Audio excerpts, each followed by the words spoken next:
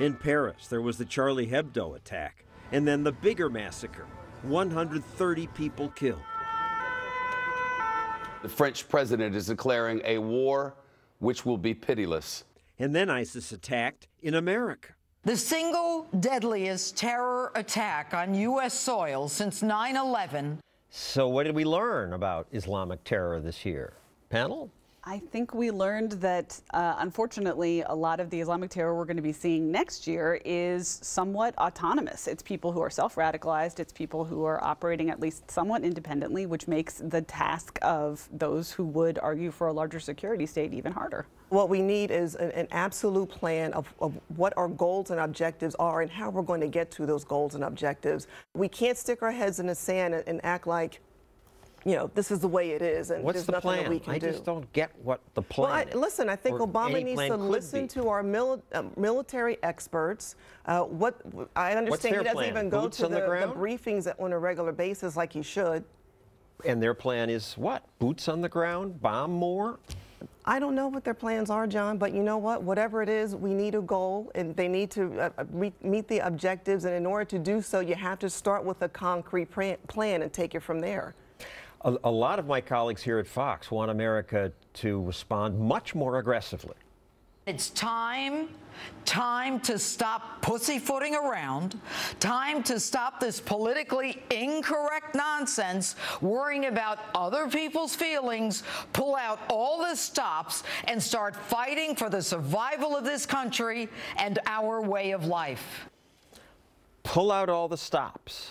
If it means killing people that clearly are trying to kill us, yes, that's a very legitimate function of government. Maybe if we concentrated on the few things that government should do and held people accountable, i.e. who got fired after 9/11, I don't think anybody, who gets fired for any of these screw-ups where we let people come in who are trying to kill us.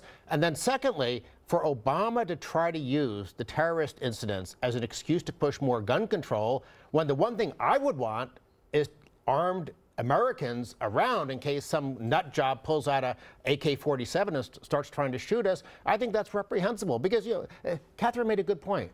We don't really have the ability to stop everything in an age of YouTube and Twitter. If some nut wants to get radicalized by watching some videos, he probably will. And he can get a gun, even in Europe where there's gun control. So bad things probably will happen, even if we had the most competent government in the world.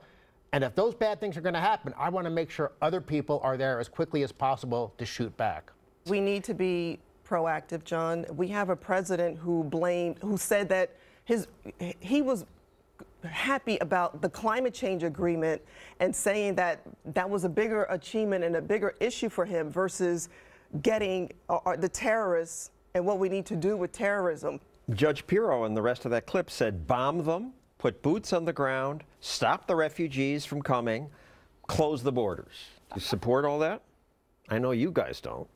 Well, listen, but I think we got to put everything on the table. We're talking about terrorists who want to harm and kill Americans simply because they don't like our way of life. And this is America. We're about freedom, and they are using our freedoms against us. Not because they don't want our way of life. Maybe there is a jihadist here and there. They hate our way of life. But the people killing us say the reason they're killing us is because we are in their country. I think that's part of it. There's no question if we weren't intervening as much in the Middle East, I bet fewer of them would want to kill us. But there probably are some of them who just think Western society with its classical liberal values, that irks them, and they probably would want to kill us anyhow. Or think about the terrorists in France. I mean, France doesn't exactly, I mean, yes, they're involved in a little bit of the bombing in Syria, but they don't have a long track record of being intervening. The guy didn't scream, oh, you educate women. He screamed, this is for Syria. It's true. Osama bin Laden said, you know, I don't like U.S. bases in Saudi Arabia, that kind of thing. But ISIS really doesn't say that. They really do say, they really do use a much more universal rhetoric. They do use something that looks a little bit more like we hate your way of life. A lot of the strife and fighting in the Middle East is really between Sunni and Shia Muslims. And why we want to step into the middle of that and pick sides and get people angry at us, and we're fighting against, in effect, we're fighting on the side of ISIS in Syria and trying to knock out Assad, and then in Iraq, we're fighting against ISIS. And so we have a completely incoherent strategy. So maybe the right message is, hey guys over there, we're going to go home. If you leave us alone, we'll leave you alone. That won't solve all the problems because some of those people, I think, do hate us And I can for hear our people freedoms. screaming about that. But I think that's probably the safest, best long-run strategy. I agree. But I think we're in the minority here, as is Rand Paul, who was instrumental in getting the NSA to stop its mass data collection. After the San Bernardino attack, Judge Pirro said this. If that program were still in place, the feds could have taken the cell phones of those terrorist animals and immediately connected them to their contacts. Ladies and gentlemen, the jackals are at the door.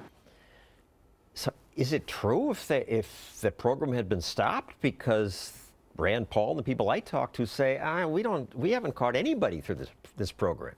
There's always this sort of cycle of hope and despair about surveillance. So, you know, the first moment is like, okay, this time we can read everyone's email, we can listen to every phone call, we can monitor every social media feed, and we're going to get them. And then somebody says, you know, that might not be completely constitutional. And then we get a little explosion about it. And in the end, when anything happens, when we're scared, the people who said, hey, let's think about this, let's step back a little bit, wind up having the finger pointed at them. But I would say if it works, this is a pretty painless way to keep an eye on people. It's not as intrusive as following them. You support this, I assume. NSA? No. Okay. No, because why intrude on all Americans where there's only a subset of who they're looking for. It didn't work for the Boston bombers with the NSA. Information that they had is too much data. And so why include all Americans when all Americans aren't the problem? Always ask this of the people who are very much into government surveillance.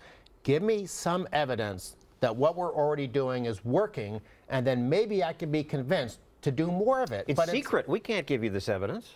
Well, there's strong evidence that what we're doing is working to catch people who use and sell drugs, to catch people who buy and sell sex. There's absolutely a broader net Just cast. not terrorists. But terrorists, not so much.